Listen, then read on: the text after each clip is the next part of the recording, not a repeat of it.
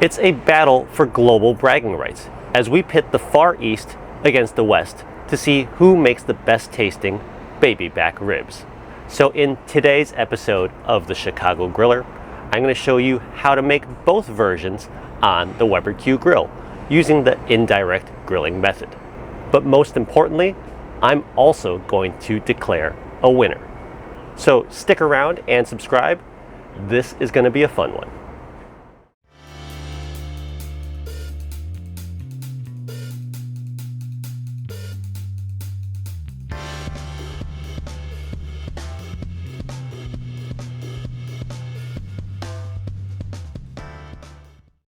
Today, I'll be grilling up this beautiful looking rack of baby back ribs. I picked up these ribs from Mariano's, which is a grocery store chain located here in the Chicago area. The first step to preparing baby back ribs is actually an optional one. With the curved side of the ribs facing towards you, you'll see this white, shiny layer. This is commonly referred to as the membrane, and we're going to want to remove it. To do so, take a paring knife or a steak knife and worm it just beneath this stretchy layer. Now hold a small flap of it up with your fingers and then grab a paper towel for grip. Firmly pull and you should now be able to remove that membrane from the back of your ribs. Now once again, this is simply an optional step, but it tends to be good to remove this membrane because it can be a little bit tough and chewy. Alright, now with the membrane off, we can continue. Now, because this is going to be a battle between East and West, I'm going to have to cut this slab in half so that we could prepare these ribs two different ways. The method for grilling both versions is exactly the same. The difference in flavor comes from the sauce and rubs that are used. And speaking of dry rubs, here's what we're going to be using today. For our Far East version, we're going to use Chinese 5-spice, and for our Western barbecue, we're using Kinder's mild BBQ rub. But let's start with the Far East and the Chinese 5-spice. Sprinkle that 5-spice powder directly on top of your ribs. Then with your clean hands, rub that 5-spice into the surface of your ribs. I tend not to go too crazy with the 5-spice because otherwise the anise and the licorice in it can be a little bit overpowering.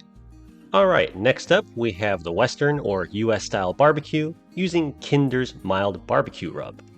So just like we did with the Far East version, we're going to sprinkle that rub on top of our ribs and then pat that in. And of course, as always, what you do on one side, you need to do to the other, so turn your ribs over and repeat this process on the back side.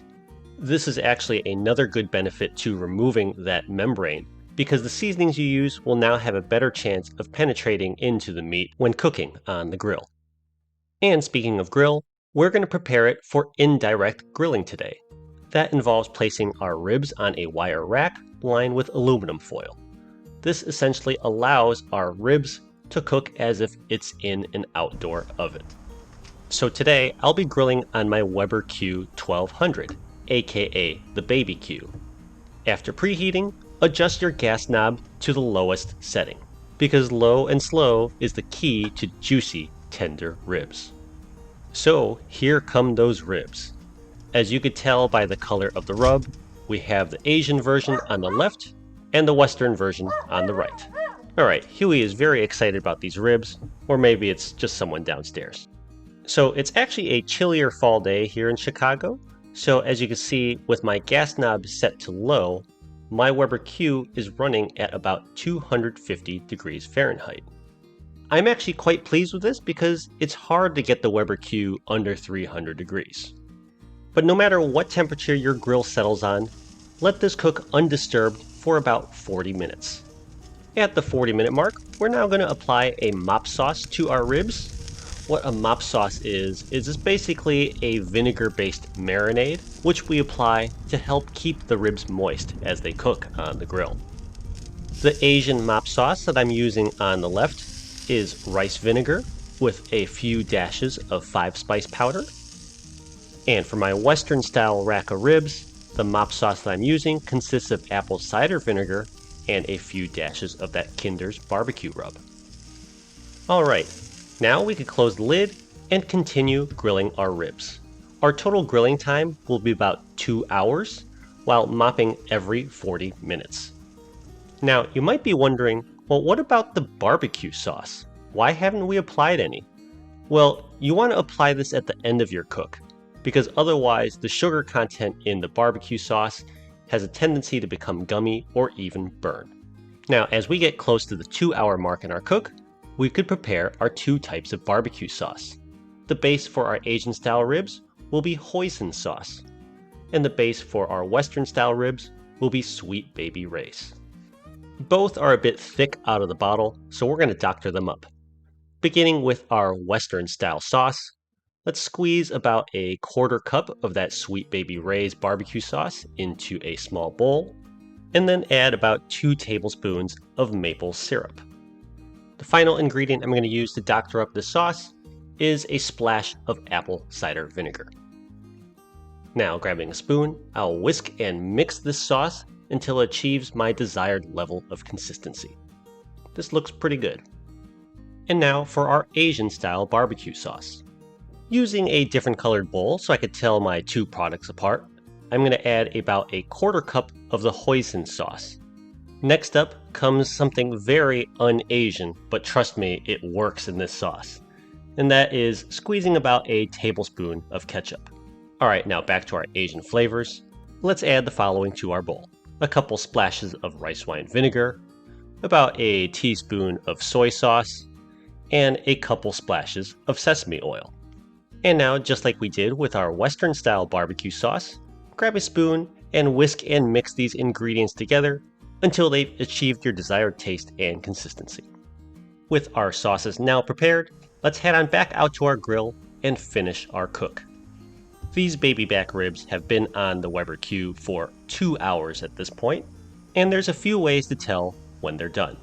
Visually, you'll see that the meat has started to contract and is pulling back from the bone. Another method to check for doneness is the toothpick test. So take a wooden toothpick and poke it through several of the meaty sections of your ribs. If it goes through with no resistance, then your ribs are done. These ribs have passed the test, so it's now time for the sauce. I'm going to sauce the underside of my ribs first, so that the bones are facing up. And you'll see that this underside got a little bit crispy. It's because there's not really much meat or fat protecting the side of the ribs. I guess this might be one vote for why some people leave that membrane on. Anyways, enough chatting, let's sauce this hoisin-based sauce on my Eastern style ribs, and then paint this on with a basting brush. You don't really need to do a perfect job on this backside because there's just not as much meat over here. That said, turn this over and do the same thing on this meaty presentation side. Alright, our Asian style ribs have been sauced, so now let's do the same thing to our Western style ribs.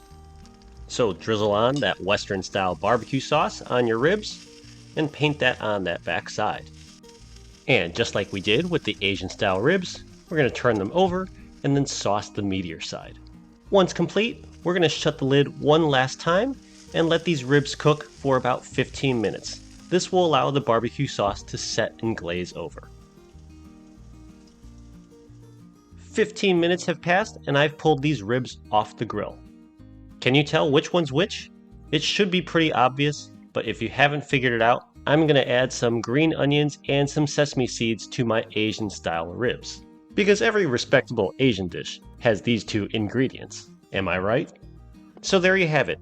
Grilled baby back ribs prepared 2 ways on my Weber Q. But now it's time to answer the important question, which is best, East or West? Let's begin by taste testing our Western style baby back ribs. Let me just eyeball where the bones are so I know where to cut cleanly through these ribs. And look at this. This knife just cuts right through with little to no resistance. These ribs should be so juicy and tender. And I'm not even sure that this camera does this shot any justice, but these ribs are just absolutely gorgeous.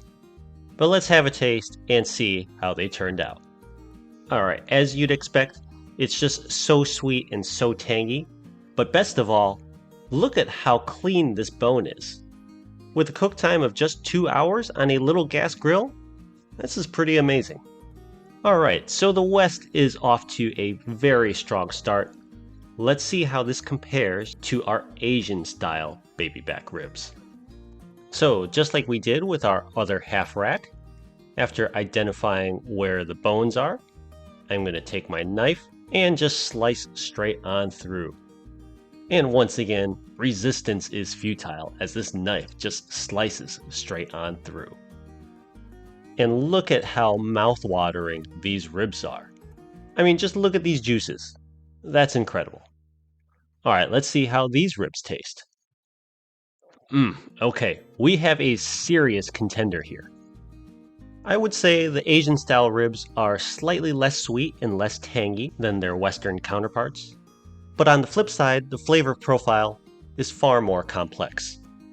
You've got some subtle hints of garlic and ginger from the hoisin sauce. You have a little bit of added saltiness from the soy sauce. And you even have a little bit of nuttiness from that sesame oil. Like I said, there's a lot going on and there's a lot to like.